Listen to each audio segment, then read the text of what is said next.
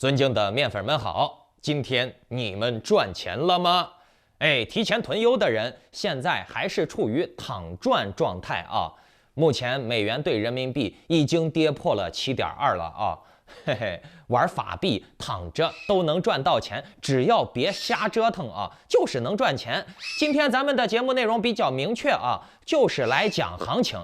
因为以太坊和比特币这2天都出现了不同程度的反弹，当然了，这个反弹我也在会员公告里面提醒了我的会员，可以考虑购买了的啊。如果当时有买到的话，吃上5-6个点的利润还是没问题的。可反弹归反弹啊，这以太坊和比特币涨了没多少，又迅速的跌了回去。那这种现象意味着什么呢？是不是加密货币涨不上去了呢？又或者是马上就要整个大盘崩跌了呢？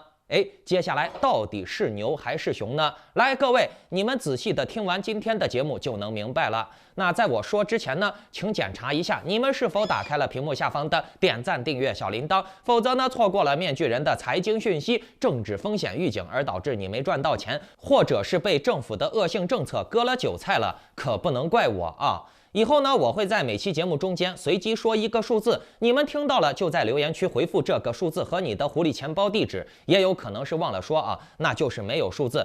我会从答对的人当中随机抽取1名，直接给你转账奖钱，奖 USDT 啊。那为了公平起见呢，你们的留言暂时隐藏，3天之后呢，我会显示出来。那顺便把今天的这个节目转发分享到 Telegram 呀、Facebook 呀、Twitter 呀3个平台以上，截图发送到我的邮箱，就可以参与抽取这个月的 NFT 大奖了。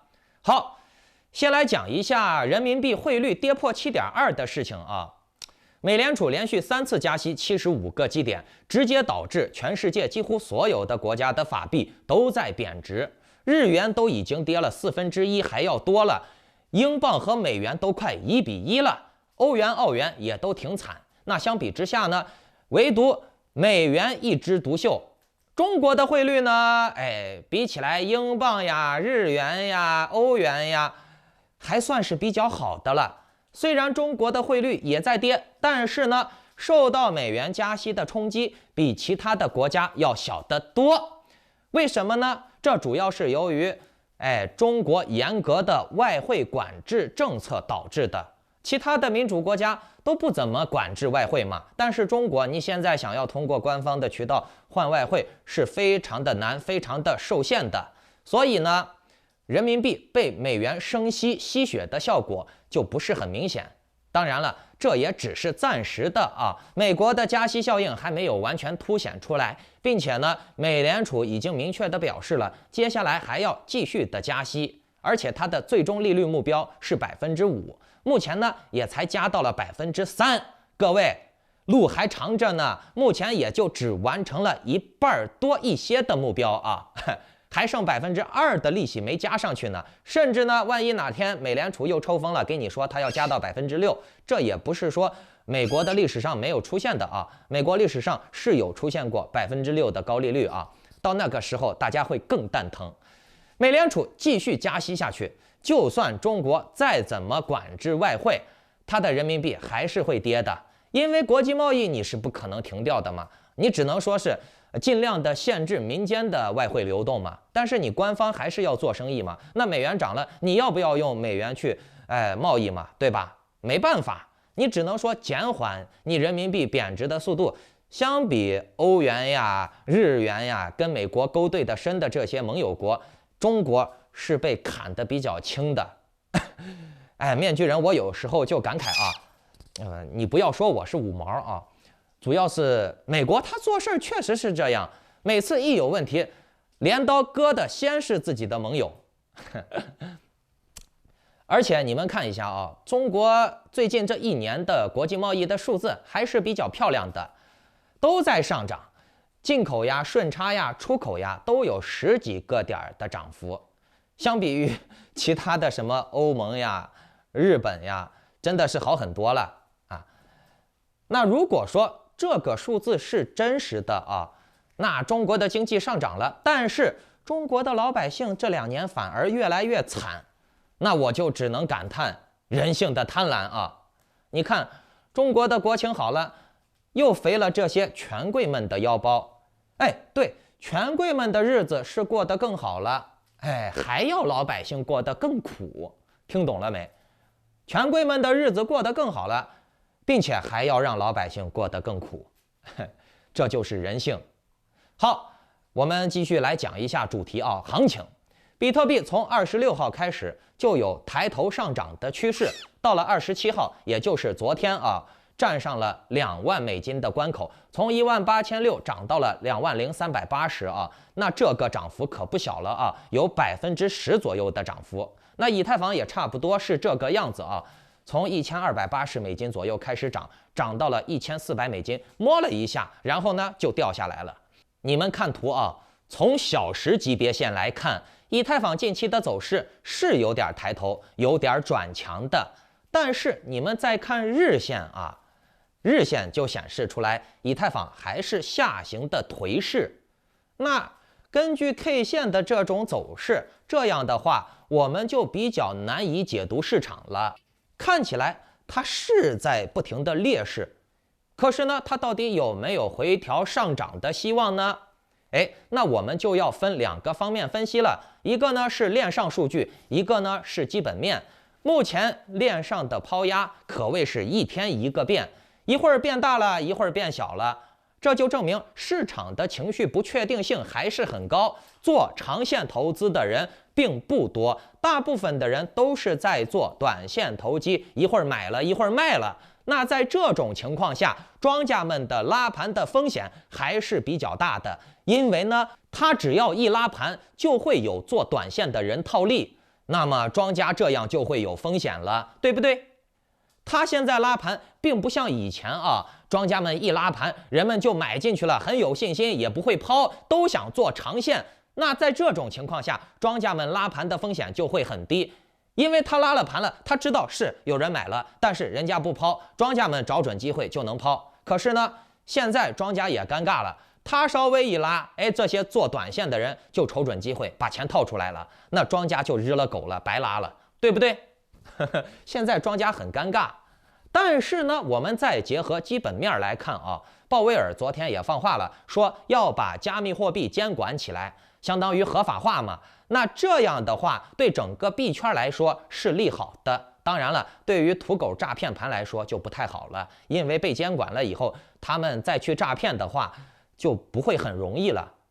不过总体来说呢，算利好。币圈里面少了一些坑逼，少了一些土狗项目方，哎，它总体是对环境有好处的。而且呢，你们要记住，距离下一次的加息还有2个月的时间，市场有足够的时间去平复情绪，缓解恐慌的心理。那在这种情况之下呢，拉升还是属于大概率的事件。其实币圈整个市值加起来，也就是1、2家上市公司的市值，整个币圈呀，还没苹果1家公司的市值大。所以呢，你们仔细观察一下啊，可以很明显的看出来，加密货币的币啊，要涨就是一起涨，要跌就是一起跌，同步率是非常高的。这个同步率你可别说是啊，美股一涨也是涨，美股一跌也是跌，不，美股的同步率并没有币圈高，币圈的这个涨跌锚定锚死的这个同步率啊，是远超美股的。为啥？因为市值小，好操控，这些加密货币就是只有那么几个庄和交易所就能操控的。他们说要让哪几十个、几百个币涨就涨，让哪几十个币、几百个币跌就跌。尤其是交易所，它控制了所有币的这种现货，只要是它交易所有上的这些币，你没把币提出交易所，那它就能去拿这些币去操作整个市场。明白了没？人家掌握大数据，所以呢，普通人进去是很难赚到钱的。就好比说，你跟赵长鹏去比剑，但是赵长鹏长了8双眼睛，你是蒙着眼睛跟他对打，你觉得你能赢吗？所以呢，以后炒币的投机性啊，会越来越大啊，因为现在大数据也越来越完善，而且呢，新进场的所谓的那种信仰韭菜啊，也越来越少，大家都是抱着投机短线的心理去做。很少有人愿意去搞什么价值投资呀、长线投资了。那在这种情况下啊，整个币圈的涨跌风云变幻就会非常的频繁。那很多人就会问我了啊，现在整个市场加密货币的投机性都非常强，那就没有真正做事儿的币吗？搞服务有产品的币吗？嘿，面具人，我现在就可以告诉你们，嘿，有项目、有产品、有服务的币啊，目前真的很少。大部分的项目都是给你画个大饼，吹个牛逼，做个虚假宣传，然后就把钱骗到了。至于以后的事儿，哎，那就是以后的事儿了。你们死了活了跟我没关系。目前币圈就是轻松赚钱的混沌市场，很多加密货币的项目方，尤其是跟着币安混的那些项目方的老板啊，面具人我接触过很多，哪个不是靠虚假宣传骗来钱以后，然后呢再请几个年轻漂亮的小三卖逼女，20多岁的那种女的，连屁都不懂的女的啊，就挂个名号，然后就成了区块链的联合创始人了，区块链大师、区块链专家了，多牛逼的啊！21、2岁，他妈的连学还没毕业呢，可能连个大学或者专科的学历都没有，就靠那些卖逼奔上来的。然后呢，嫖个老板，哎，现在就成区块链大师了，区块链庄家了，对不对？这些项目方的老板，他就是在侮辱你的智商。为啥？因为他给你画饼，把你的钱割了，然后呢还要用你的钱请个卖淫女当区块链的高级创始人，哎，就是比你屌，服不服？拿你的钱去嫖，嫖完了以后还要让被嫖的当你的领导，拿赚韭菜的钱也不去搞开发，也不干事儿啊，就是天天找妹子嫖小姐。其实你们没接触过这圈的老板啊，那面具人我接触过很多啊，天天有几十个项目方来找我。啊，吹牛逼的、装逼的多得很。你在币圈啊，可能你们只是炒币，但是我经常接触项目方，你跟这些所谓的项目方老板大佬混圈啊，你就能发现这个圈子就是一个卖淫圈、卖圈，就是一群他妈的土狗啊、牲口，就跟你看到那街边上交尾的那些狗一样啊，天天拱来拱去的。在那里整天研究怎么骗韭菜的钱，骗到钱了呢，也是胸无大志，不为别的，就是为了个你我你的，什么弄个游艇呀，开个淫乱派对呀，包个酒店呀，搞来搞去的，知道吗？这些人没有啥别的追求，他们的脑子里面只有一个操字儿，懂了没？所以呢，面具人我不混圈儿啊，真的。哎呀，我从政治圈到这个金融圈啊。我一直都不混圈，我发现好像中国人的圈子啊，没有啥多大的区别。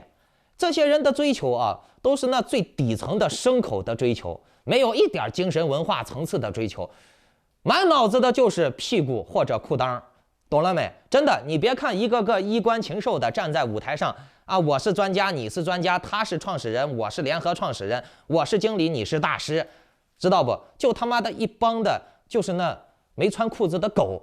见到什么都想拱两下，抱着树都能蹭一下的那种烂货，知道不？就跟我原来做政治节目经常讲的中国人的一个劣根性是一样的。这个话我已经说了很多次了。中国人的追求自始至终都是动物的3要素，动物的本能，它没有作为人的基本的精神文明追求。你看中国人追求的是什么？吃饭、繁衍和买房子。说白了就是吃、繁衍后代和筑巢。那全天下任何一个牲口、野兽、动物，它的追求也都是这啊，吃得好、操得好、睡得好。除此之外呢，你问他什么精神文明上的、文学上的、哲学上的、科学上的，他不感兴趣。你现在去跟什么中国人在路边吃饭呀，或者是跟亲戚朋友喝酒聊天呀，你说什么啊？你对哲学感兴趣，你对什么文化感兴趣？别人觉得你是他妈的脑子有病吧？人家都在攀比啊！我今天吃了个啥好的？哎呀，我今天领了个妹子多漂亮！哎，谁家买了一辆多好的车？他家的房子住的多大？有几个人跟你谈什么精神文化、精神文明呢？中国人有很大的一个可悲之处，你们知道是在于哪儿不？来，有没有聪明的网友给大家回答一下？有没有？ OK， 我来告诉你们啊，你们听我说的对不对？中国人最可悲之处是在于把生理需求当作追求。我不知道有几个人能听明白我这个话的意思啊？我说的是真话。你不相信的话，你们自己可以尝试的去摸一摸，见识见识这个圈啊。好，我们来说回行情啊。如果说大家怕踏空，在目前这种行情之下啊，以太坊都已经跌到了1200左右了啊，比特币跌到了1800多了，这个价格看起来很诱人呀。我现在买，如果说没跟上的话，万一它涨了，是不是很可惜呢？确实，面具人我也怕踏空。我觉得，如果说以太坊没有跌破过$1220的前低啊，甚至它可以略微跌破前低啊，我会入个30%仓位。不过呢，这种操作的风险不小，因为庄家们再下砸，制造恐慌，淘汰一批人，交出筹码的可能性也是有的。毕竟它还有2个月的操作时间，它在这一段时间内呢，你保不准它会做什么极端的操作，也有可能呢，从现在开始一路给你开一个小牛，开到下一次加息的前夕，也有可能呢，它是猛砸猛砸，砸到你绝望了以后，利用上个1-2个礼拜再砸一下，然后呢再给你拉起来，这都是有可能的。那我们现在操作呢，博弈的成分很大。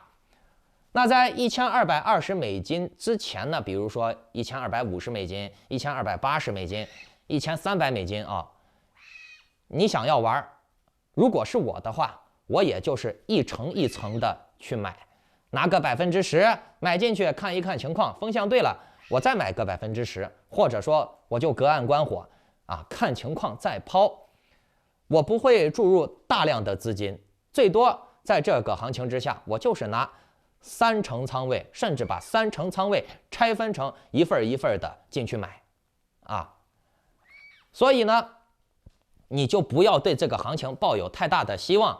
如果说它有一点点希望呢，总体呢，我们还是要看10月13号的美国 CPI 公布数据，那个时候呢，我们再做一些思考。那至于 CPI 的数据的预判啊，我也有一些我的想法，这个我们明天再讲。好，如果你们想要更及时的操作策略，以及参与一些稳健项目或者高倍率的早期项目的话，那就请下载 Line 或者 Telegram 搜索添加 ID Maskman118，办理会员入群手续。祝你好运，再见，250。